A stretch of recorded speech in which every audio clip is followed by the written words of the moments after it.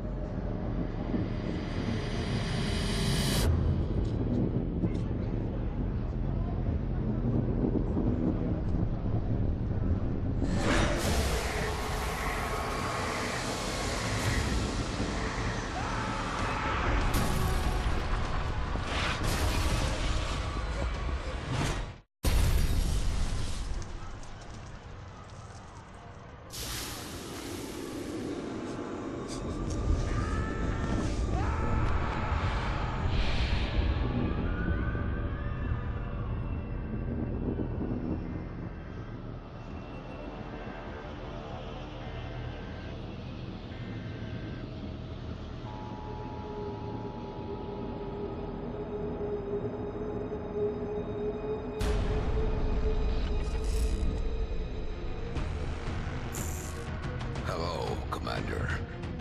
In light of the recent extraterrestrial incursion, this Council of Nations has convened to approve the activation of the XCOM project. You have been chosen to lead this initiative, to oversee our first and last line of defense. Your efforts will have considerable influence on this planet's future. We urge you to keep that in mind as you proceed.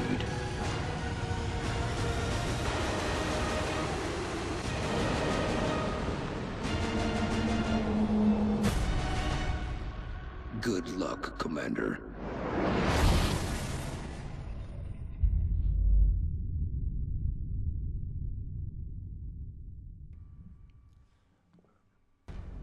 Alright, so no pressure there. Fate of the world rests on our shoulders. No big deal, we can handle it. So we're going to identify a base location here, and we will get a bonus that corresponds with the continent that we choose. And I think we're going to go with either South America or Asia. Both of these look like they're going to be pretty beneficial. Choices. Foundry and Officer Training School cost 50% less. Oh, let's go with the we have ways, because there will be autopsies to perform from time to time, and normally they take some time, but if we can complete them instantly, that would be nice. We're moving into Argentina next. The threat there seems to be the most pressing. We've picked up a local broadcast indicating alien activity within a major metropolitan area. We should get down there and eliminate any hostiles. So we're embarking on Operation Rotting Jester here. This will be the first mission, and I'll walk you through some of the gameplay elements as we get started.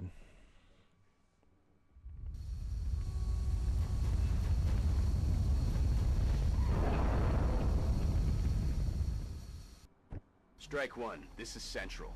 You are free to engage all hostile contacts in the AO. Don't take any chances. Central's kind of our babysitter. He comes along and just tells us what's going on, keeps us on track, nags us a little bit if we're being too slow, so you'll see a lot of him. Now let's look at the team here. We've got Charlie Douglas, Heather Alexander. Wow, that is pretty hilarious. I'll tell you why later. Andrei Novikov and Eduardo Perez. So all of our team initially, this is a 4-man squad, is outfitted with assault rifles, pistols, which you can switch between. Now the great thing about pistols is that they never run out of ammunition, where your assault rifle will, but they do significantly less damage. Now you see a couple of buttons down here on the bottom. These are our action buttons, and then I'll kind of walk you through the UI here. So you see these 5 small blue bars that I have next to each of my soldiers. That is their health bar right now. So they can take up to 4 hits without dying. If they take a 5th hit, they will be out of life and they will die.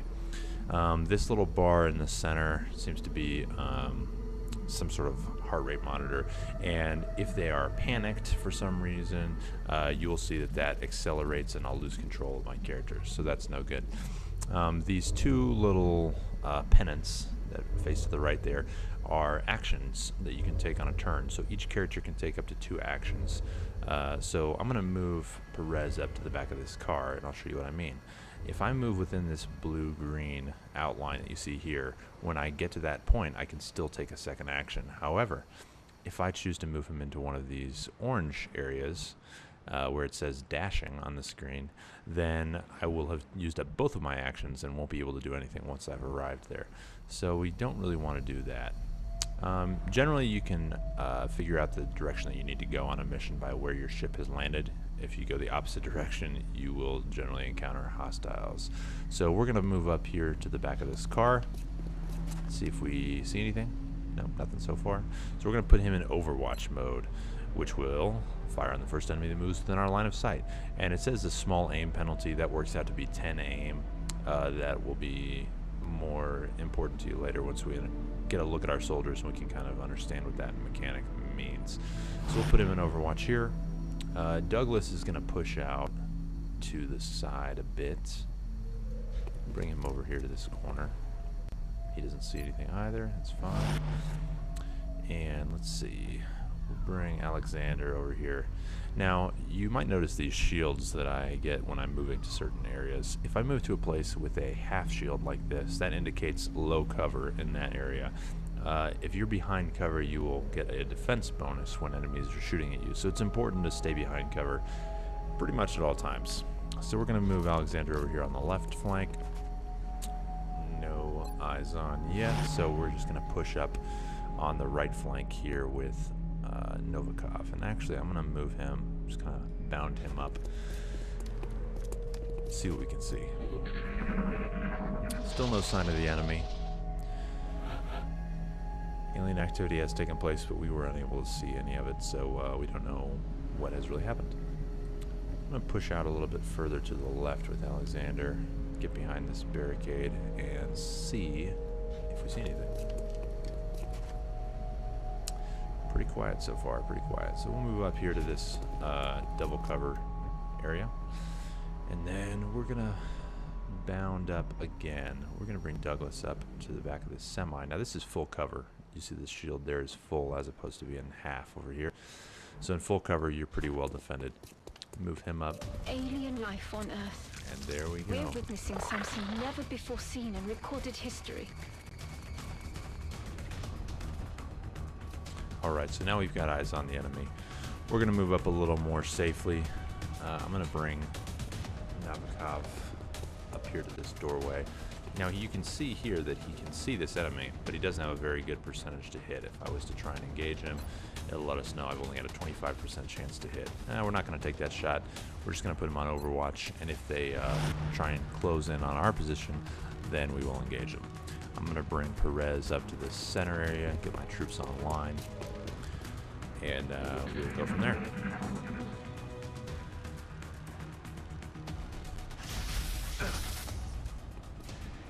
so quite a shot there by that alien. He hits us through our cover. And Novikov is hurting. That all you got?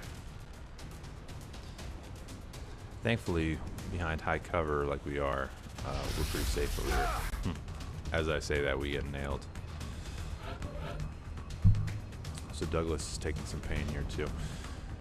Now he's got eyes on both of these guys, but not a very good hit percentage.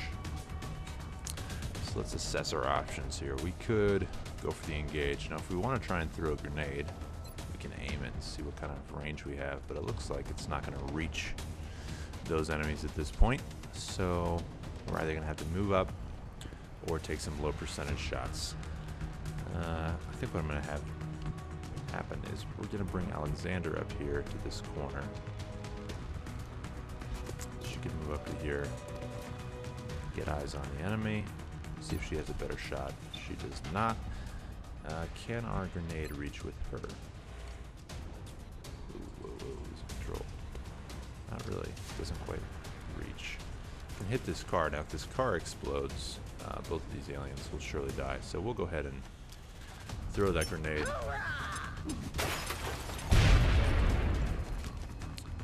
The car is burning, but it has not exploded yet. So we need to get it to explode. So what we're going to do is move. Let's see. Perez could get up into a good spot. Don't know that he's going to be able to reach that car. Now, was Douglas able to hit that car with a grenade? He is not, so he's going to have to move up if he wants to be of any use at all. It's a little bit scary. I can stack him up back here, and I believe he'll be able to hit it at that point. So that's what we'll do. A little bit touchy, my aiming reticle. Wow, I can't hit this with my grenade. Well, yes, I can. There we go. Now the grenade does the same amount of damage at any point in its explosion radius, so you don't have to worry about taking less damage on the outside. Commander, you may want to instruct your men to exercise restraint when using explosives. While certainly effective at killing aliens, they also destroy the artifacts we're hoping to recover from the bodies. Just something to consider. So Dr. Valen there is our lead scientist, and she, of course, is going to be letting us know that we need to be cautious in our use of explosives so that we don't destroy any of the artifacts. As you heard, that's going to come in second on our list of priorities. We're going to prioritize actually killing the enemy. So he's able to hit with this grenade, and we're just going to do that. No reason to take low percentage shots and put our guys in more danger than necessary. Perez is just hanging out back here, and we're going to let him hang out. Just put him on Overwatch. Reassess the situation. Look sharp, enemies rolling up. Alright, so we've got 3 more sectoids coming up. That's the name of these enemies. And we're going to have to You hear that? address that. Alright, so Alexander, we're going to bring her up to full cover on this side. She's got a shot, low percentage shot on these guys. We are going to go ahead and take the shot because no reason not to at this point. Ooh, got one. Nice shot. Their Alright. weapons appear to self-destruct when the operator dies. We should look closely for any fragments that could be salvaged for our own development programs. Good thinking, Doctor. Always gotta keep our eyes open for any technological advancements we can make. We've got high cover here for Douglas to move to, but he's already low on life. I don't really want to take any chances on him.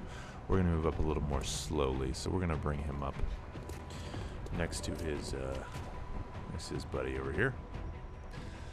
Now you can see that we can climb up on top of this truck. I hesitate to do so because doing so is going to put us in an exposed position. There is no cover on top of this truck, but you do get a height advantage when you're shooting at an enemy on lower elevation, which will improve your accuracy. We're not going to use that right now. Now this truck seems to offer no cover at this front edge, but full cover back here. And if I recall correctly, there's an alien right behind this vehicle, and it's going to have a good shot on us if I move up that far. So we don't want to do that. Really want to kind of slow play this a little bit. I'm going to stay here in this cover and just overwatch with Novikov. Now Perez could move him up to this half-covered area. It's a bit dangerous. A lot of ground to cover, and I won't be able to overwatch or take a shot when I get there because I have the dash. No cover offered by the cab of this vehicle anymore since it's been destroyed. If we come around on the left for the flank, that may be our best bet. For now, we're gonna wait here and overwatch. Let's see what the aliens want to do.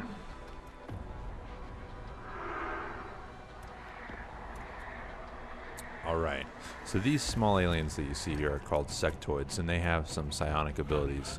As you may have noticed there, the one in the back behind this car buffed, so to speak, this alien over here by increasing its health pool. Now, that makes this one harder to kill, but if we kill this one, then the one which is buffed will die automatically. Not sure why that is. That's some sort of alien feedback mechanic, so we're just going to enjoy the benefits of that. Are going to go ahead and move Andre up on the right side over here. Now he's got a shot on that guy, though he can't take it at the moment. And we'll move Alexander up to the full cover offered by these porta-johns. Always a great place to hang out. Now she's going to take this shot again, because even though it's a low percentage shot, if she takes it out, she will kill both of those aliens. So, no dice this time. That is not good. Let's bring Perez up here. And Douglas can move up as well, and he'll have a shot. Now we have low cover here, which is better than no cover, but it's not going to afford us a very good angle on the enemy, so we may just want to continue pushing up on this side, which is what we're going to do. We're going to move up to these porta-johns.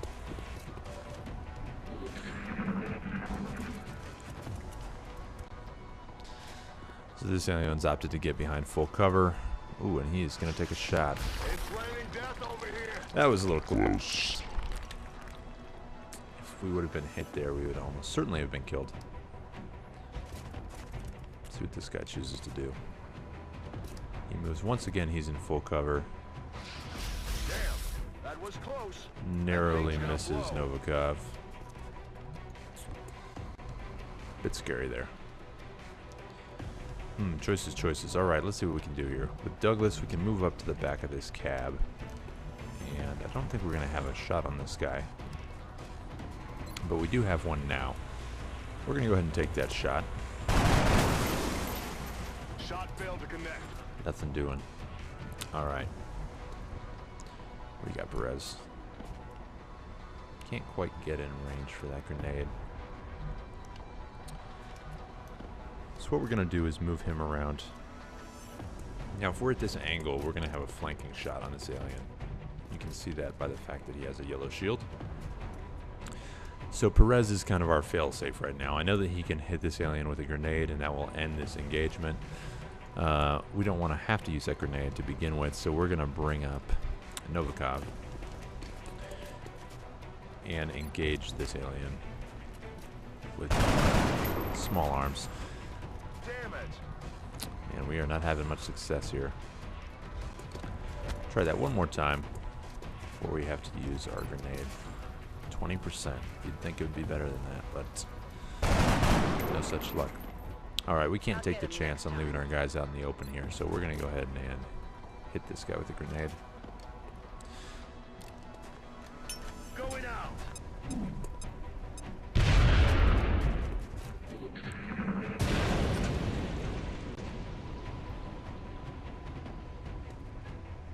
And you'll see the effect that has on this other alien. Ooh, spoke too soon. He's dead. And I must say I'm a bit disappointed. In times past, killing this other alien has always killed the connected one. Seems like perhaps that wore off and I was not aware of it. Mistakes were made. And Novikov paid the price. Sorry, buddy. Hung you out to dry there. Now this guy's behind full cover. This truck also affords us full cover, so we're going to move up to that. These hit percentages are ridiculous. We're just going to hunker down right now. We'll double our cover bonus. I'm going to move him up on the side of this truck here. Into significant cover. Douglas doesn't have a good angle on these guys, so we're actually going to bring him up to, well, I should think right about here.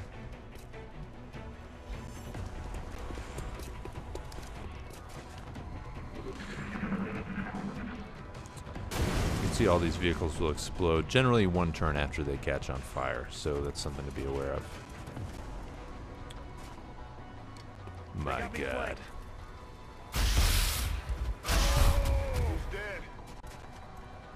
Everyone's dying. Things are not looking up.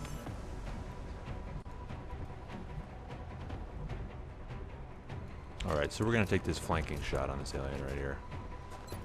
92%. If this doesn't do it... He's down. Need a resupply.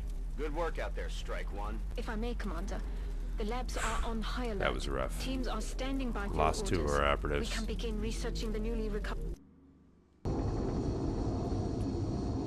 I kind of cut off Dr. Valen there. Sorry about that, Doc.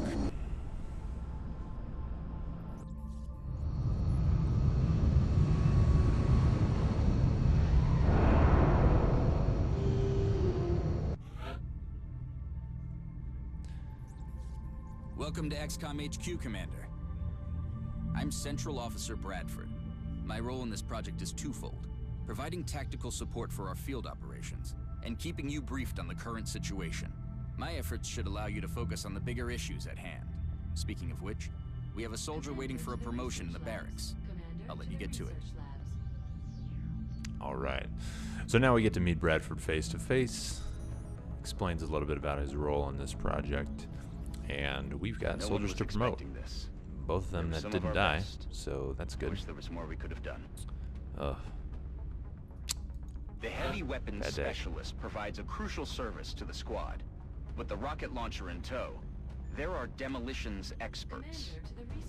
Alright, so we've got a heavy squatty. So this is the first promotion that our rookies will get, is to squatty, and at that point they will unlock their class. So each rookie is going to be a pre-designated class, whether it's heavy or support, as we see here for Just like Douglas. it sounds, the support class provides that intangible edge our squads need. They make everyone around them better. Alright, so he's wounded for 6 days because of sustaining some injuries down there in that last Commander to the engagement. research labs. Commander to the Unfortunately, research we labs. lost 2 of The our recovered men. artifacts are being unloaded, and the research team is waiting your orders. We'll get started as soon as you give the order, Commander. Alright, so we've got some sectoid corpses, weapon fragments, alien materials. These are all of our researches that we can now engage in. Hello, Commander. My name is Dr. Valen. I oversee the research labs. This is where all of XCOM's research and development takes place. We have already begun analyzing the artifacts recovered from our first encounter with the aliens. Based on our preliminary findings, we believe we can use them to develop some new equipment for our soldiers. With your approval, we will begin research immediately. You have my approval, Doctor. We're going to go ahead and start on a research project here. Don't have enough weapon fragments to get started on that. That is the downside of using explosives as much as we did, is that you destroy a lot of these artifacts that would otherwise drop. However, we still have the bodies. We will begin work on Commander, I xenobiology. realize our troops have to put their own... Ah, Commander. I just keep cutting I her was off. wondering when you'd be stopping by. Welcome to engineering. Anything they can dream up in the research labs, we can build it here. Speaking of which, Dr. Valen has just sent us some new schematics. With your approval, we will begin fabrication. Everyone's so respectful around here. Very nice. I like this. Let's see what we can build here. Commander to mission med control. kit. Commander to mission That's control. important. We're going to go ahead and make one of those for sure.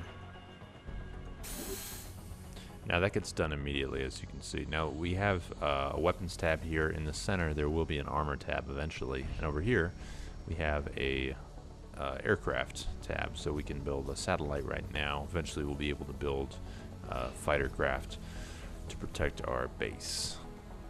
Now we see that we can build facilities here. Costs some money to excavate. We're going to have to start excavating beneath the base. Unfortunately, the deeper we go, the more it's going to cost. So we could build a facility in one of these empty, or rather, already excavated areas. Got a power generator here. We're good on power for now. Still got 8 available. Commander to mission control.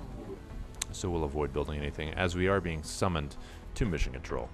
So we'll back off here and see what they have to say to us. Actually, before we go, we are going to go to, I'm sorry, not the hangar, but the barracks and view our soldiers. So we've got a promotion here. And Alexander Douglas is still in the infirmary. Got a bunch of rookies here that we can choose from to take out on our next mission. So we're going to be employing a lot of new guys. The proverbial FNGs. Mission control. Now we could scan for activity here, and that will reduce the countdown on our xenobiology research and our council report. But in scanning for activity, we will find new missions as well. So we'll go ahead and do that for a little while, see what comes up. Abductions have been reported. Commander, we've picked up multiple requests for assistance. Abductions in progress are marked on the hologlobe.